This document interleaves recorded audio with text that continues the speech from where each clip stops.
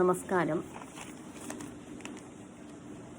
ഒരു പഴയ ഒരു അമ്പലത്തിൻ്റെ ഐതിഹ്യമാണ് പറയാൻ പോകുന്നത്.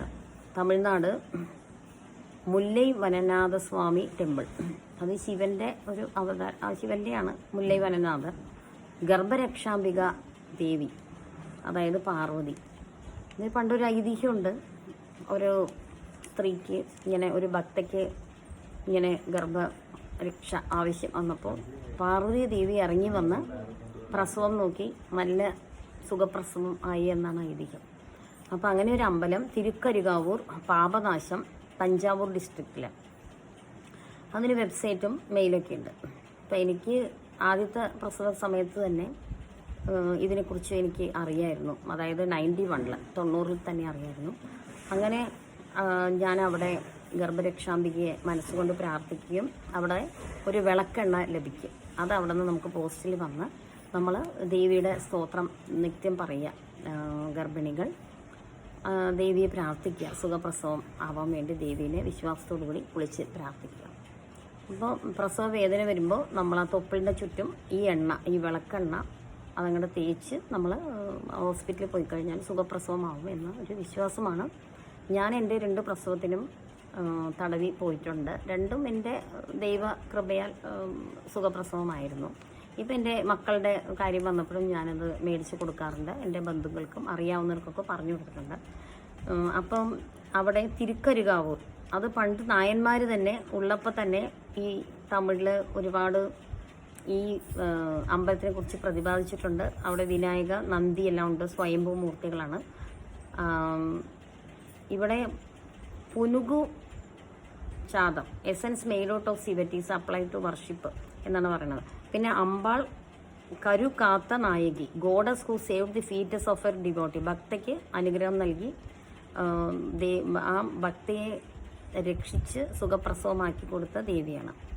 വയറ്റാട്ടിയായിട്ട് വന്ന പ്രസവം കാത്തുരക്ഷിച്ചു എന്നാണ് പറയുന്നത്.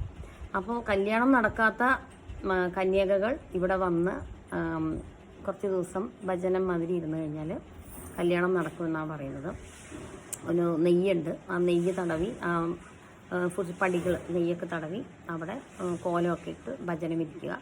അതുപോലെ കുട്ടികളില്ലാത്തവർ അവിടെ വന്ന് 48 ദിവസം അവിടെ ഒരു നെയ്യ് കിട്ടും. ആ നെയ്യ് 2 പേരും ഭാര്യയും ഭർത്താവും സേവിച്ച് കിടന്ന് പ്രാർത്ഥിച്ചു കഴിഞ്ഞാൽ കുട്ടി ഉണ്ടാവും. അത് അനുഭവമാണ്. ഇപ്പം എൻ്റെ ബന്ധത്തിൽ തന്നെ ഒരാൾക്ക് കുട്ടിയില്ലാതെ 7 വർഷമായി കുട്ടികളില്ലാതെ അവരവിടെ ചെന്ന് ഭജന ഇരുന്നതിന് ശേഷം നല്ലൊരു ആൺകുട്ടി ഉണ്ടായി വളരെ നല്ല സൽസ്വഭാവികമായ ഒരു പുത്രൻ ലഭിച്ചിട്ടുണ്ട്.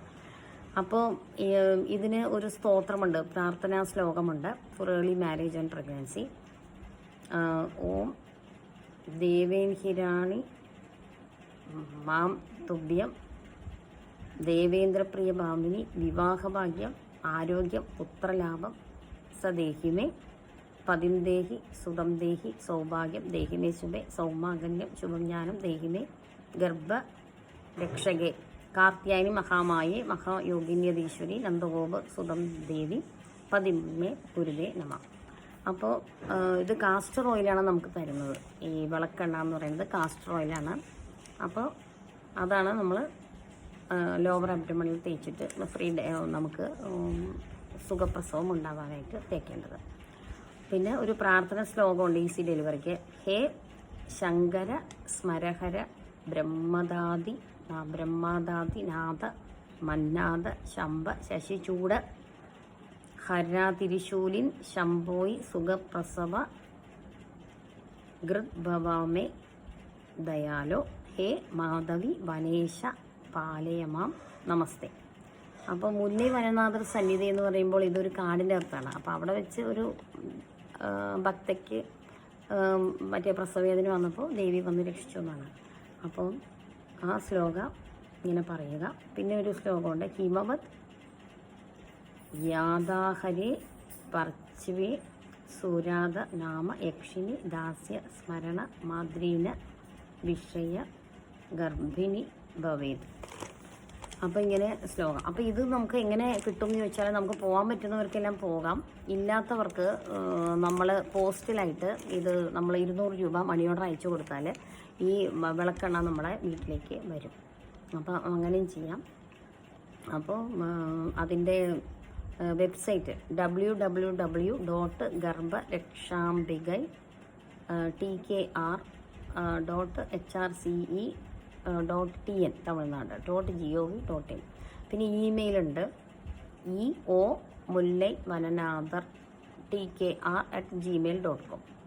അപ്പോൾ ഇത് നമ്മളുടെ സെർച്ച് ചെയ്താലേ നമുക്ക് കിട്ടും. അപ്പോൾ എല്ലാവരും ഇത് വിശ്വാസമുള്ളവർ ഈ ദേവിയെ പ്രാർത്ഥിക്കുക. അപ്പോൾ എല്ലാവർക്കും നല്ല പ്രസവമൊക്കെ ഉണ്ടായി നല്ല സൽസന്താനങ്ങൾ ലഭിക്കട്ടെ. ആർക്കെങ്കിലും ഉപകാരമാണെങ്കിൽ ഉപകാരമാവട്ടെ എന്ന് പറഞ്ഞിട്ടാണ് ഞാൻ ഇതിടുന്നത്.